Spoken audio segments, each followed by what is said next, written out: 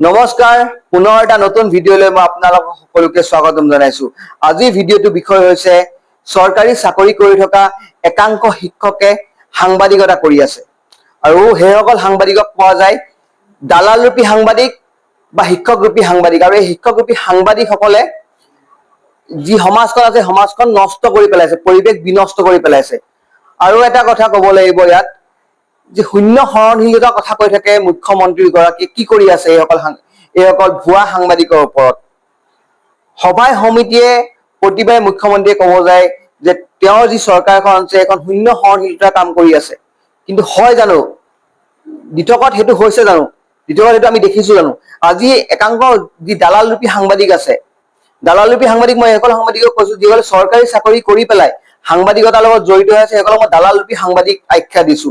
সেইটো মোৰ ফালৰ পৰাহে মই দিছো, চৰকাৰে কি আখ্যা দিব অনাগত দিনত সেইটো নাজানো। কিন্তু এটা কথা ইয়াত ক'ব লাগিব যে চৰকাৰে এখন নটিচ জাৰি কৰিছিলে যে যদি কোনোবা মানুহে চৰকাৰী চাকৰিৰ লগত শিক্ষকতাৰ লগত জড়িত থাকে তেওঁলোকে সাংবাদিকতা কৰিব নোৱাৰিব। কিন্তু তাৰ পাছতো শিৱসাগৰত, বিশেষকৈ মই শিৱসাগৰৰ কথা কৈছো, শিৱসাগৰত একাংশ দালাল ৰূপী সাংবাদিক বা শিক্ষক ৰূপী সাংবাদিকে এতিয়াও বাতৰি সংগ্ৰহ কৰিব যায়, কিন্তু দালালি কৰি পেলাই বা তেওঁলোকে মেনেজ হৈ পেলাই সেইখিনি বাতৰি প্ৰচাৰ নকৰে। তেনেকুৱা উদাহৰণ বহুত আছে। এজন আহমেদ উপাধিৰ এজন দালাল ৰূপী সাংবাদিক আছে।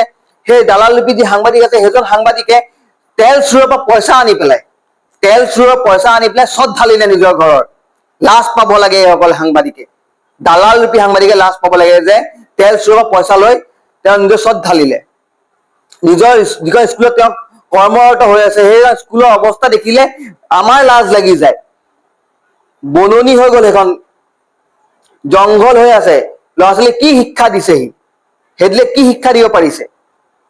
আৰু ইয়াতে মই এটা কথা কওঁ, বেয়া নাপাব, যিসকলে নিষ্ঠাৰে সাংবাদিকতা কৰি আছে, সাংবাদিক জগতৰ লগত জড়িত হৈ আছে, বাতৰি সংগ্ৰহ কৰিব যায়, বাতৰি প্ৰচাৰ কৰে, সেইসকল সাংবাদিকে কষ্ট কৰি পেলাই নিজৰ ঘৰৰ পইচাত, নিজৰ চেলেৰিটোৰ পইচাত তেওঁলোকে তেনেকে কাম কৰি আহিছে। কিন্তু এই যিখিনি শিক্ষকতা কৰি পেলাই সাংবাদিকতা কৰি আছে, শিক্ষক ৰূপী ভুৱা সাংবাদিকে, সেইসকল সাংবাদিকে কি কৰিছে, এখন আসন লৈ লৈছে।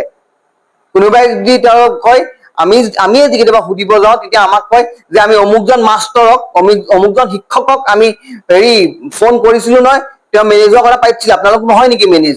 আমি মেনেজ নহওঁ, কাৰণ আমি বাতৰি সংগ্ৰহ কৰিব যাওঁ, বাতৰি আমি প্ৰচাৰো কৰো, কিন্তু সেইবিলাক মেনেজ হব যায়। তেল চুৰৰ পৰা মেনেজ হয়, গৰু চুৰৰ পৰা মেনেজ হয়, মাটি মাফিয়াৰ পৰা মেনেজ হয়, ক'ৰ পৰা মেনেজ নহয় সেইবিলাকে। আৰু সেইবিলাকৰ কাৰণে আমাৰ নিচিনা মানুহখিনি বদনাম হৈছে, বাৰম্বাৰ বদনাম হৈছে। দালালি কৰিব সিহঁতি, বদনাম হম আমি, এইসকলক নাকি লগাবলৈ হৈ গল। আৰু এজন আহমেদ উপাধি আৰু এজন আছে, মেটেকা স্কুলত চাকৰি কৰে, চৰকাৰী ধন লৈ আছে, চৰকাৰী বেতন লৈ আছে। তাৰ পাছত তেওঁ কি কৰিছে, চৰকাৰৰ বিৰুদ্ধে নিউজ কৰিছে, বাতৰি প্ৰচাৰ কৰিছে, বাতৰি তেওঁ কৰিছে। সেই চৰকাৰে সেইবোৰক নাকি লগাব নোৱাৰে নেকি? চৰকাৰে অকল নিৰ্দেশনা জাৰি কৰিব নিয়ে, কৰিম, কিন্তু আমি হোৱা দেখা নাই, কৰিম বুলিহে কয় চৰকাৰে, কিন্তু চৰকাৰে কৰিব নোৱাৰে তেওঁলোকৰ ওপৰত।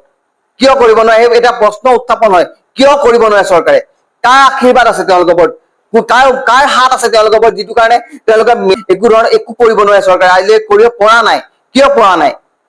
চৰকাৰে কৰিব পাৰিব লাগিছে। তেওঁলোকৰ সাংবাদিকক তেওঁলোকক নিলম্বন কৰিব লাগিছে চাকৰিৰ পৰা। চাকৰি খেদাই খাব লাগিছিল ইমান দিনে। কিয় নাখায় সেইটো এটা আচৰিত কথা। কিয় চাকৰি পৰা খেদা নাখায়, বা কি ধৰণৰ চাকৰি কৰি আছে? এই যি মেটেকা যিগৰাকী চাকৰি কৰি আছে, তেওঁটো অপেনলি ওলাই পেলাই তেওঁ বাতৰি প্ৰচাৰ কৰিছে। তাৰ পাছতো কোনো ধৰণে ব্যৱস্থা গ্ৰহণ নকৰে। এজনে পেপাৰ লিখিব যায়, পেপাৰ লিখাৰ বাতৰি সংগ্ৰহ কৰিব যায়, বা বৈদ্যুতিক মাধ্যমত যিজনে কৰে তেওঁ বাতৰি সংগ্ৰহ কৰিব যায়। এনেকুৱা বহুত আছে বাতৰি সংগ্ৰহ কৰিব যায়। দিনৰ দিনটো তেওঁলোকে বাতৰি সংগ্ৰহ কৰি থাকে, গোটেই দিনৰ দিনটো তেওঁলোকে বাতৰি সংগ্ৰহ কৰি থাকে। কোনটো সময়ত তেওঁলোকে স্কুললৈ গৈ পেলাই তেওঁলোকে ল'ৰা ছোৱালীক শিক্ষা দিয়ে, শিক্ষা প্ৰদান কৰে জানো তেওঁলোকে? চৰকাৰে তেওঁলোকক বেতন কিয় দি আছে? প্ৰশ্ন আমাৰ বহুত আছে। তেওঁলোকে যদি ব্যৱস্থা গ্ৰহণ নকৰে তাহলে আমাৰ প্ৰশ্ন উত্থাপন হৈ থাকিব। কিয় ব্যৱস্থা গ্ৰহণ কৰা নাই? কিয় নতুন নৱপ্ৰজন্মৰ যিখিনি আছে, যিখিনি সাংবাদিকতা জগতৰ লগত জড়িত হ'ব বিচাৰে, কিয় তেওঁ সুবিধা দিয়া নাই? তেওঁলোকক সুবিধা দিব লাগিছে। যিসকল নৱপ্ৰজন্মৰ যিখিনি সুবিধা ল'ব বিচাৰিছে, যি সাংবাদিকতা জগতৰ লগত জড়িত হ'ব বিচাৰে, তেওঁলোকক কিয় দিয়া নাই? কিয় এই যিখিনি মাছ কমিউনিকেশ্যন কৰি আছে, এনেই কৰি আছে নেকি মাছ কমিউনিকেশ্যন? এইবিলাকে এইখিনি এৰি দিলেহে আমাৰ নৱপ্ৰজন্মৰ সুবিধা পাব। এইখিনি সুবিধা দিম বুলি ভবাই নাই, নিজে বহি নিজে ৰজা হ'ম বুলি ভাবিছে। দালালিৰ এটা সীমা থাকে, সীমা অতিক্ৰম কৰিলে এতিয়া। এই সীমা লগাবলৈ হৈ গ'ল, তেওঁলোকৰ ওপৰত নাকি লগাবলৈ হৈ গ'ল। বাৰম্বাৰ মই কৈছো যে তেওঁলোকৰ ওপৰত নাকি লগাব হৈ গ'ল, নহ'লে অনাগত দিনত অসুবিধা হ'ব, সাংবাদিকসকলৰ বদনাম হ'ব। আৰু কয় ন বাৰম্বাৰ মাত মাতিব লাগে, মাত মাতি কিবা এটা হ'লে মাত মাতিব লাগে। এই কথাত কেলে মাত নামাতে সাংবাদিকে? চব কথাত মাত মতা সাংবাদিকখিনি কিয় মনে মনে আছে? চব কথা ওলাই অহা সাংবাদিকখিনি কিয় মনে মনে? তেওঁলোকে এটা কথাই কম, এইসকল সাংবাদিকৰ ওপৰত ব্যৱস্থা অতি সোনকালে ব্যৱস্থা গ্ৰহণ কৰিব লাগিব, আৰু নহ'লে আমি যিখিনি ফাদিল কৰিম, চট দিয়া কথা কেনেকে পইচা লৈছিলে সেইবিলাক ফাদিল কৰিম। আৰু এটা কথা ইয়াত উল্লেখ কৰিব লাগিব, পাহৰি গৈছো, কথাটো কৈ দিছো কাৰণে, চৰকাৰে এটা সময়ত যি চাচি ব্যৱসায় আছিলে, ব্যৱসায়টো অবৈধ ঘোষণা কৰি দিছিলে। সেইটো সময়ত বৈদ্যুতিক মাধ্যমত যোন আহমেদ নামৰ সাংবাদিকতা কৰি চৰকাৰী চাকৰি কৰি আছে, সেইসকলে গৈ পেলাই তেওঁৰ দাবী ধমকি দি পেলাই সেই চাচি ব্যৱসায়, ক্ষুদ্ৰ চাচি ব্যৱসায়ীৰ পৰা পইচা আনি পেলাই এবাৰ নৰিগেনা গাড়ী ললে। এয়াও লাজ পাব লাগে। আমাৰ হিচাপ চব আছে, তন্ন হিচাপ আছে আমাৰ ওচৰত, কোনে কি কৰি আছে। ফাদিল চব হ'ব, খালি চৰকাৰে নিজে ব্যৱস্থা গ্ৰহণ কৰিলে আমি বহুত বেছি ভাল পাম, চৰকাৰে ইয়াক কৰিছে বুলি ভাবি। আৰু যিসকল সাংবাদিকে কয় না আমি নিশ্চয় সাংবাদিকতা কৰি আছো, এওঁলোকৰ বিৰুদ্ধে বাতৰি কৰিবলৈ কেলে কাৰো হেৰি নাই নেকি? কোনেও কৰিব নোৱাৰে নেকি বাতৰি? মই অনুৰোধ জনাইছো যে ওলাই আহক আপোনালোকে, বাতৰি সম্প্ৰচাৰ কৰক এওঁলোকৰ বিৰুদ্ধে, কোনে কি কৰি আছে ফাদিল কৰক, ৰাইজক দেখাওক, চৰকাৰক দেখাওক, যাতে এওঁলোকে যিটো শাস্তি পাব লাগে, শাস্তিটো উচিত শাস্তিটো চৰকাৰৰ ফালৰ পৰা পায়। ধন্যবাদ।